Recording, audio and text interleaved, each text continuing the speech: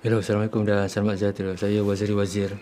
Untuk perkongsian ringkas kali ini saya nak apa kata, share pengalaman ataupun tips kalau menggunakan lensa 50mm. Macam mana kita nak dapatkan gambar tu sharp. Dulu pernah juga beberapa kali orang mesej saya, dia tanya, bang, saya pakai lens 50mm, buka 1.4, 1.8, 2.8, tapi gambar saya macam blur ada juga kan. Bila kebanyakan orang kalau dia beli lensa 50mm ni, dia tak kisah orang Canon ke ataupun Nikon.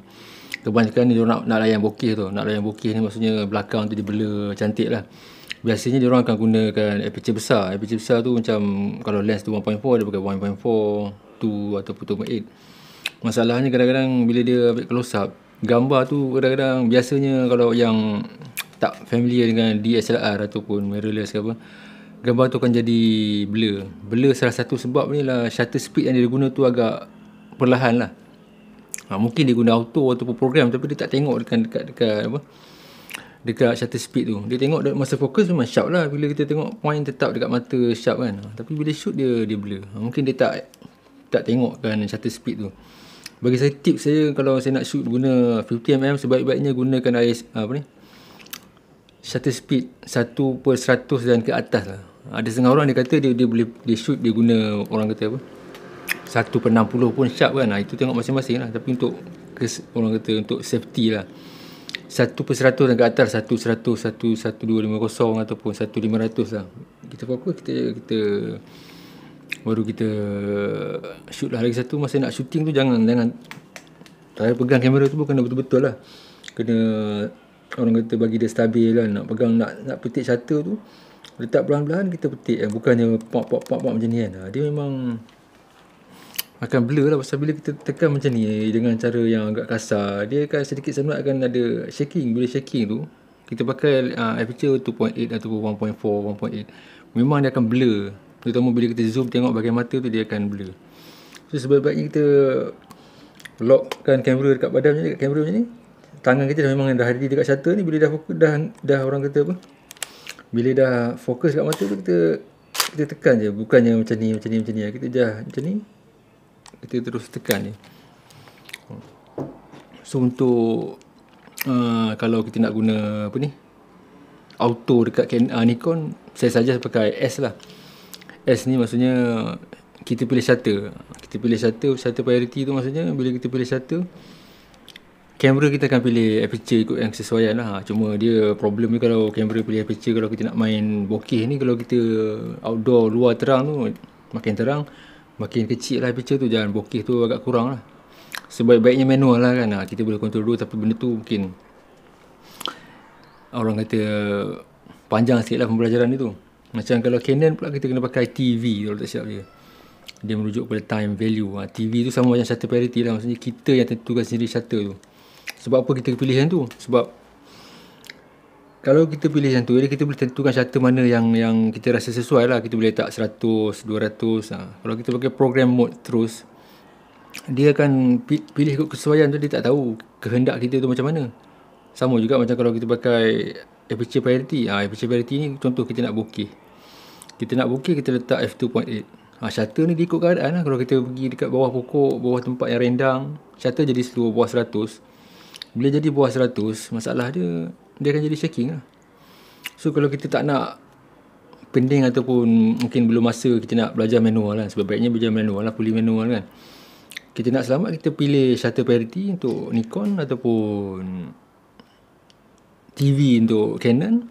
Kita setkan orang kata apa ni, shutter tu pada 100 ataupun ke atas. Dan kamera masa nak ambil gambar tu memang kita kena lock betul-betul lah. Kalau kita just tangan macam ni kasar kan, memang kebarangkalian untuk blur tu tinggi lah.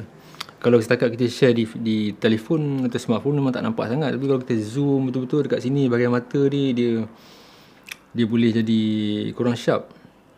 Pasal tu dalam studio fotografi, studio gambar kan, kebanyakan profesional dia masih guna tripod juga kadang-kadang. Pasal tripod tu akan bagi lebih stabil. Walaupun dia pakai flash besar, dia masih lagi tripod ataupun ada stand yang besar tu, mounting kamera situ, dia shoot. So gambar tu memang dia betul-betul sharp lah. Pasal biasanya untuk studio ni dia nak untuk advertising, iklan kan, dia memang dia perlukan sharp macam tu lah. Lagi satu tips dia, kalau kita shoot portrait ni guna 50mm ni, kita kena fokus kan, mata ada dua kan. Kalau kita frontal direct macam ni, kita fokus yang mana-mana lah, selari lah kan.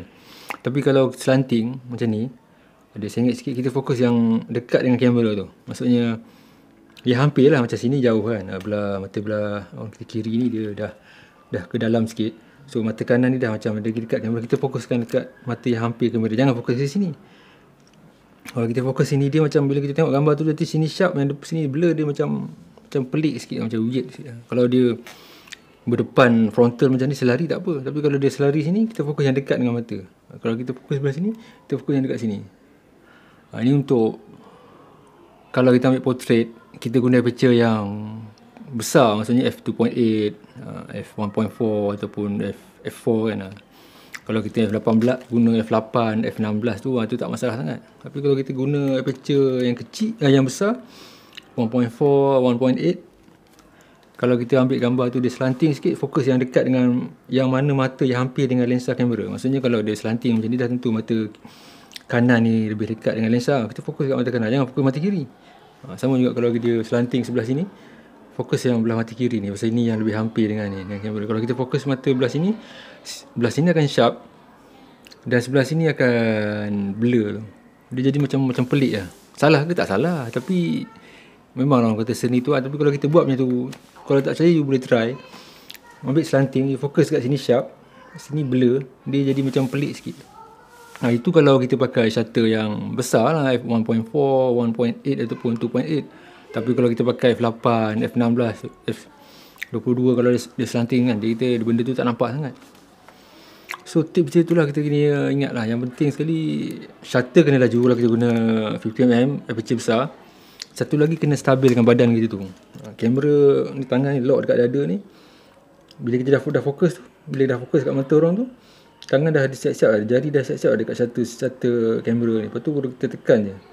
Bukannya macam ni lah. Memang dia akan blur. Mungkin blur tu tak ketara sangat kalau kita setakat download dia telefon tengok kan. Tapi bila kita zoom kan, barulah kita nampak benda tu dia tak sharp. Dan sebab tu lah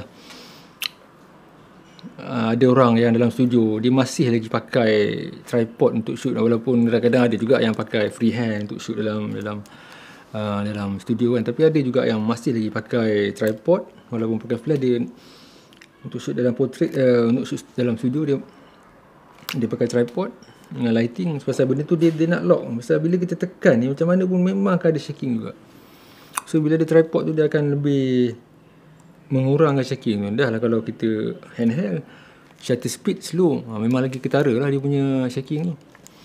Benda tu hanya akan nampak kalau kita zoom dekat bahagian mata tu. Kalau kita dah ambil download dekat telefon ke dekat komputer, kalau kita tak zoom lah, kita tengok full body portrait macam tu, benda tu tak ketara sangat.